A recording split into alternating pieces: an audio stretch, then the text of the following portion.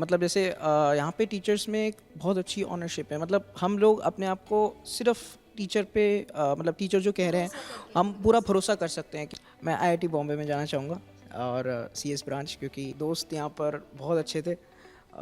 मतलब हम लोग सब क्लास में मस्ती करते थे जब सर चले जाते थे, तो मतलब क्लास में अलग ही माहौल था। मतलब उसको मैं समझा नहीं सकता। पहले इनिशियली मुझे था कि मैं सिली मिस्टेक्स को देख के हंस लेता था।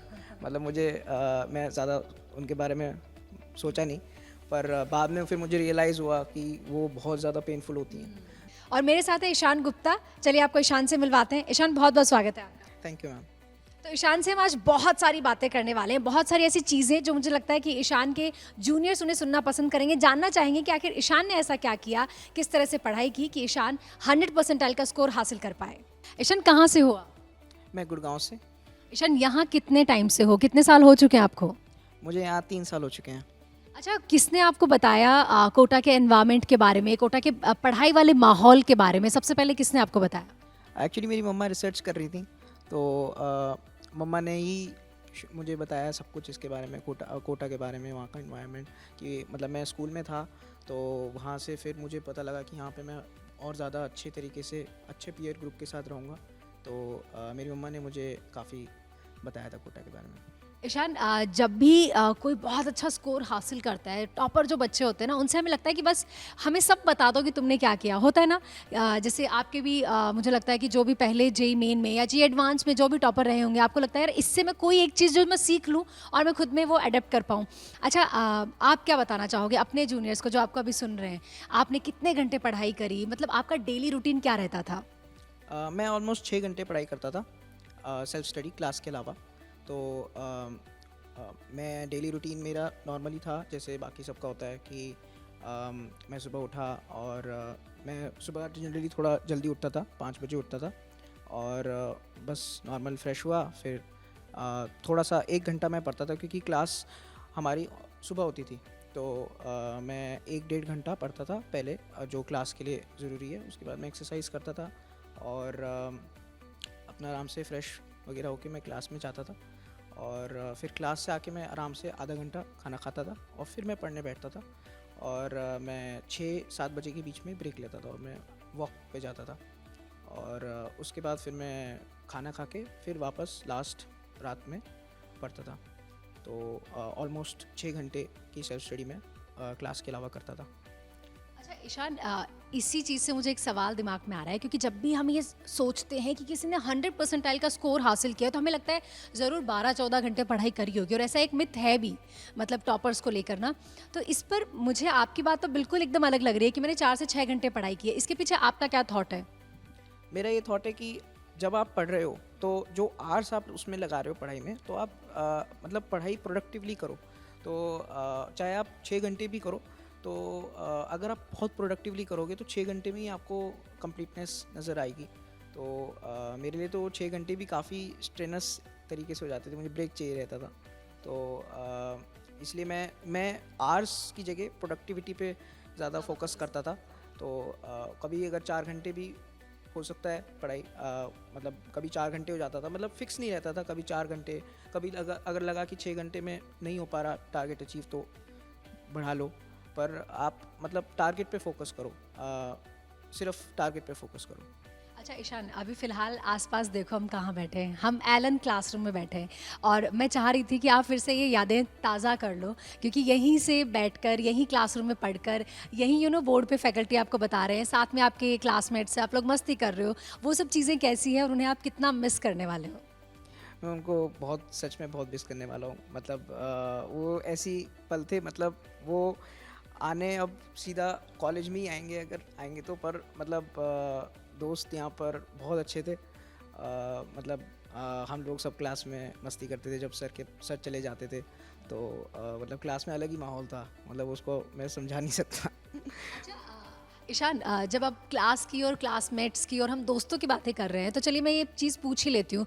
कोई भी स्टूडेंट जब मतलब डेडिकेटेडली किसी गोल के पीछे है, तो ऐसे में उसके दोस्त उसके लाइफ में क्या रोल प्ले करते हैं? मतलब क्या दोस्त भी हमें सोच समझ कर चूज़ करने चाहिए? और एक जिसे हम बोलते हैं पीयर ग्रुप, वो कितना इम्पॉर्टेंट होता है? मेरे मेरे ओपिनियन में पीयर ग्रुप बहुत इंपॉर्टेंट है, क्योंकि पीयर ग्रुप होने से आप अपने आप को बार बार जज कर सकते हो आराम से। मतलब उनके साथ आप जब इंटरेक्शन करोगे आपको पता लगेगा कि आप कहाँ सही हो, कहाँ गलत हो, आप जो कर रहे हो वो सही है कि नहीं, क्योंकि वो भी वही करेंगे जो आप कर रहे हो। तो आप एक तरीके से उनके साथ जर्नी में जा रहे हो, तो आपको धीरे धीरे चेक पॉइंट्स मिलते रहते हैं कि हाँ मैं ठीक चल रहा हूँ। और उनसे डिस्कशंस करके आपको कॉन्सेप्ट्स क्लियर होते हैं कई बार, क्योंकि जो वो डिस्कशंस होती हैं वो भी बहुत इंपॉर्टेंट होती हैं। तो पीयर ग्रुप में दोस्त कई वैरायटी के मिलते हैं, पर मतलब आप दोस्त अपने ऐसे चुनो कि आपको उनके साथ अच्छा लगता है अगर रहने में। तो अगर पॉजिटिव वाइब्स आती हैं तो क्योंकि वो सपोर्ट भी आपको करेंगे। अगर सपोज़ आपका पेपर ख़राब हो गया तो दोस्ती होते हैं जो आपका मनोबल बढ़ाते हैं। तो उस मामले में वो इमोशनल सपोर्ट, एकेडमिक सपोर्ट, मतलब दोस्त एक तरीके से टीचर्स के अगर आप टीचर्स के से दूर हो तो दोस्त को अपने पास रखो।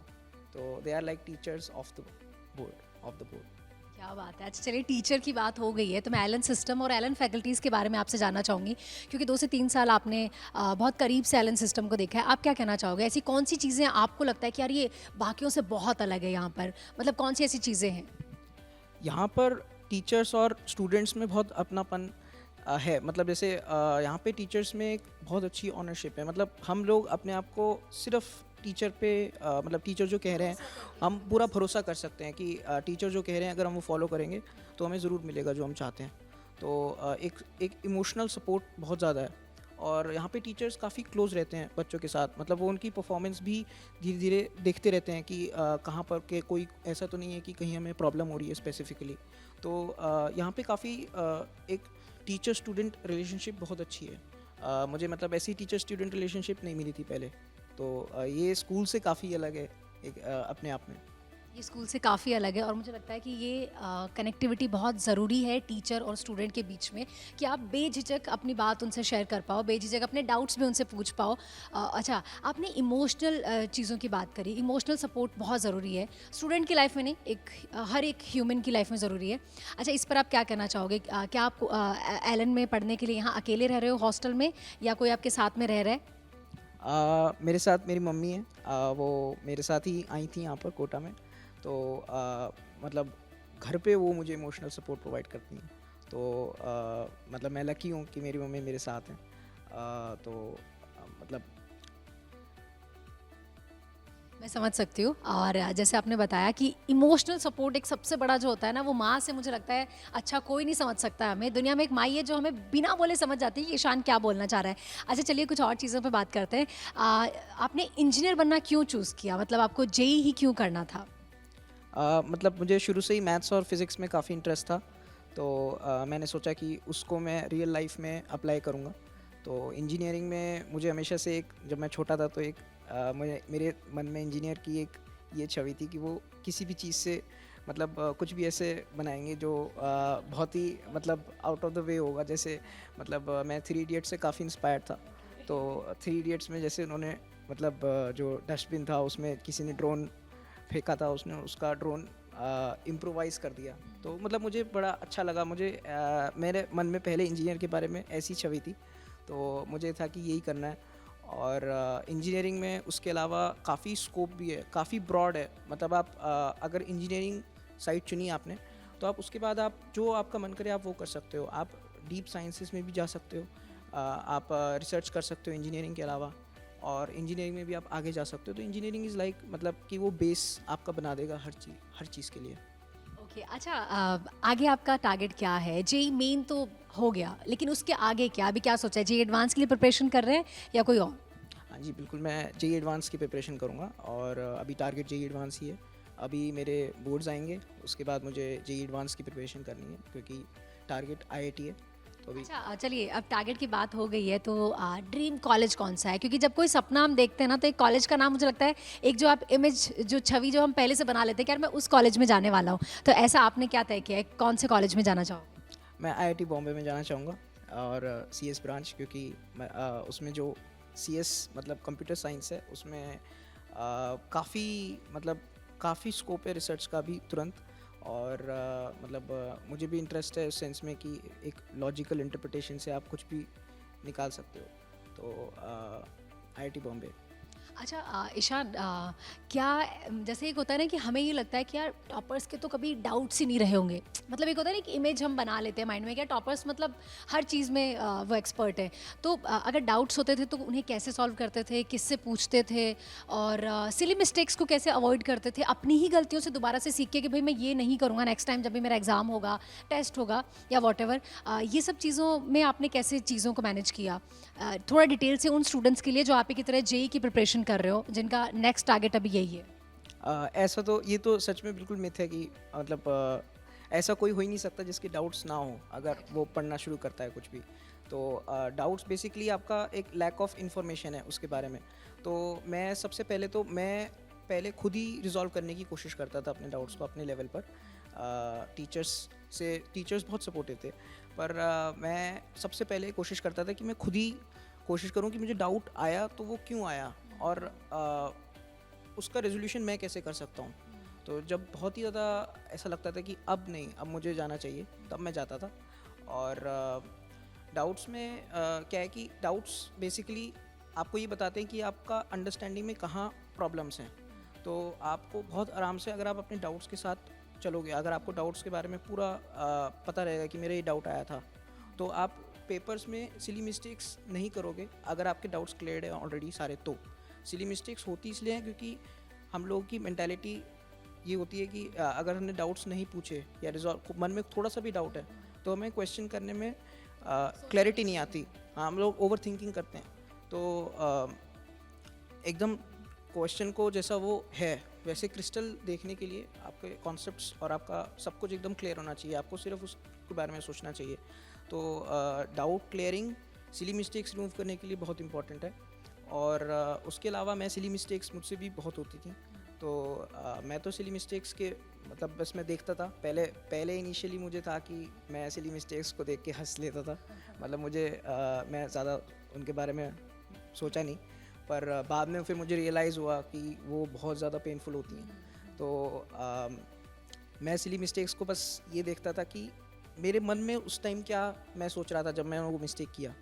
मैंने क्या वो मतलब मैं उस क्वेश्चन को जल्दी करना चाह रहा था, मैंने उस क्वेश्चन में पूरा टाइम नहीं दिया जितना वो डिज़र्व करता था, या फिर मैंने कोई और इंटरप्रेट कर लिया, मैंने ठीक से पढ़ा नहीं।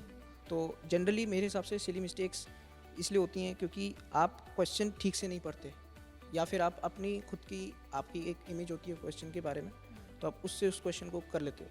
तो हमेशा पेपर में ओपन माइंडेड रहो, और कभी भी क्वेश्चन को हरी में मत करो, तो उससे सिली मिस्टेक्स काफ़ी कम होती हैं।